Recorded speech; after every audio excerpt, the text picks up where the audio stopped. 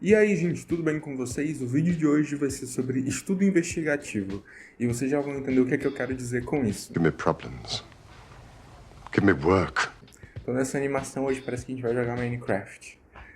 Enfim, eu já joguei Minecraft na minha vida, mas hoje em dia não mais. É o seguinte, teve um seguidor do canal que me mandou uma DM no Instagram com algumas dúvidas. E basicamente ele me relatou que ele assina 2 plataformas que são focadas no estudo por questões, a partir das questões, e no que mais cai no Enem.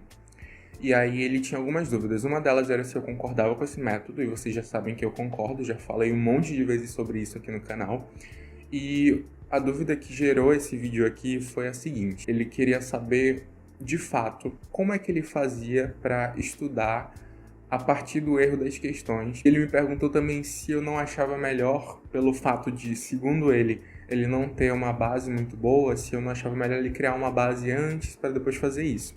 E aí eu respondi, e eu achei que eu preciso compartilhar o que eu falei para ele com todos vocês. O que acontece é o seguinte: muito se fala sobre estudar por questões, e vocês já sabem que vocês têm que resolver muitas questões para exercitar o que vocês já sabem, e aí vocês vão acertar essas questões, e vocês vão pegar as questões que vocês errarem, que vão indicar para vocês o que vocês ainda não sabem, e estudar esses assuntos. O problema é que muita gente ainda acha que estudar por questão é você ver a resolução da questão. E não é isso, não é só isso. Assim, ver a resolução é uma parte muito pequena em relação ao que você tem que fazer. E o que você tem que fazer quando você erra uma questão para você conseguir aprender um assunto, mesmo que você não tenha essa dita base nele? Você tem que aplicar o estudo investigativo. Estudo investigativo é só um nome para uma coisa que vocês já conhecem, mas eu quis simplificar. É o seguinte: você, por exemplo, errou uma questão de eletrodinâmica. Daí, quando você foi ver a resolução dessa questão de eletrodinâmica, você se deparou com a fórmula da lei de Ohm, que fala que a tensão é igual a corrente vezes a resistência. Se você não tem base em eletrodinâmica, você não sabe o que é nada disso. E aí, o que acontece? Você pode pensar assim: se eu tivesse visto aulas e aulas de eletrodinâmica antes de resolver essa questão, agora estaria tudo bem.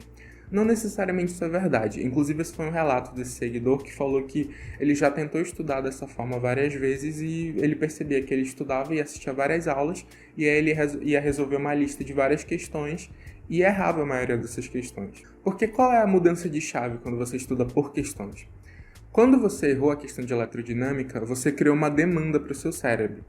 Você entendeu que você precisa aprender sobre eletrodinâmica.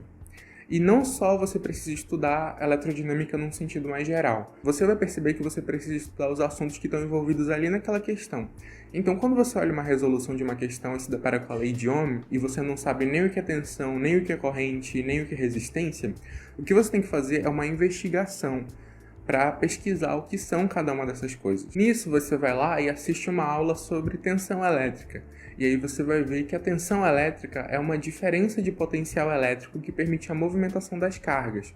Mas o que é carga? Daí você vai lá e descobre a definição de carga. Daí você se deparou com o conceito de diferença de potencial elétrico. Mas o que é potencial elétrico? Aí você vai lá e pesquisa o que é potencial elétrico. Daí você, sabendo o que é carga, quando você for ver o conceito de corrente, que é o movimento ordenado de cargas por um condutor, você já vai entender, porque você já sabe o que é carga.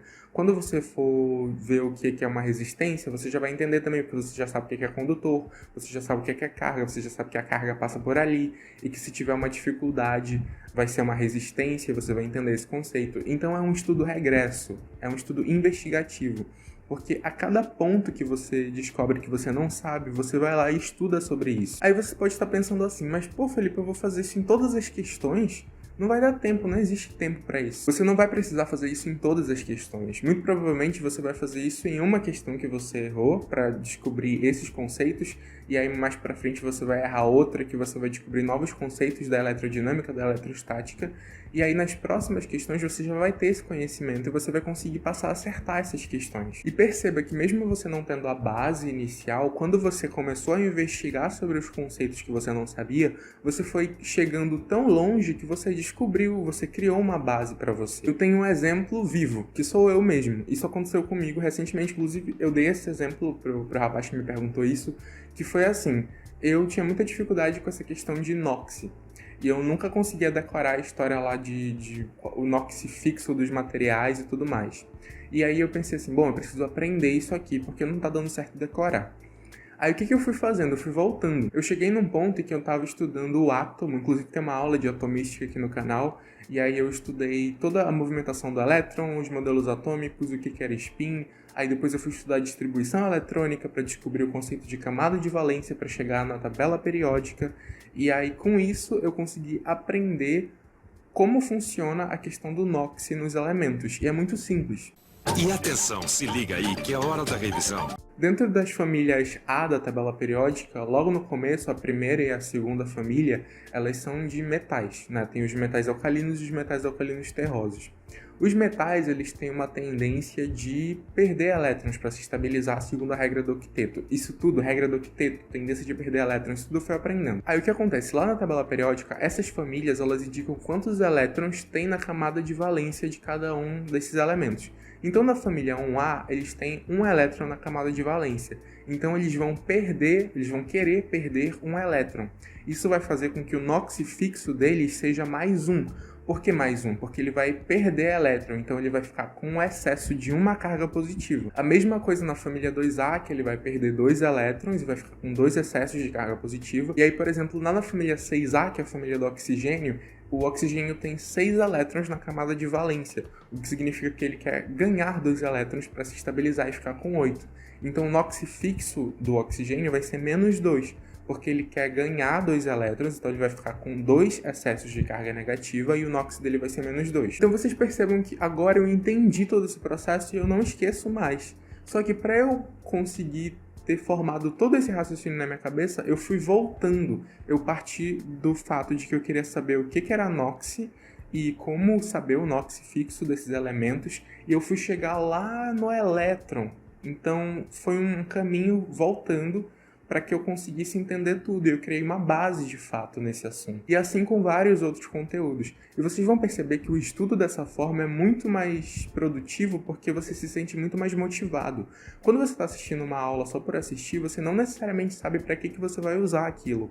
Mas quando você está estudando, sabendo o porquê que você está pesquisando aquilo, é muito mais motivante. Eu espero que vocês tenham entendido o que eu quis pontuar aqui nesse vídeo. Se vocês tiverem algumas dúvidas, deixem aí nos comentários, eu vou tentar responder todo mundo.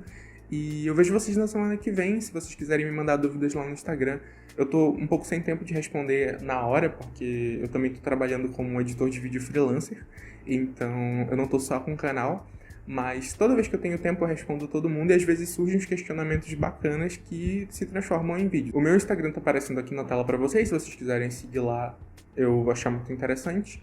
Eu vejo vocês no próximo vídeo, deixa um like nesse vídeo daqui, se inscreve no canal se você ainda não for inscrito e até o próximo vídeo. Tchau!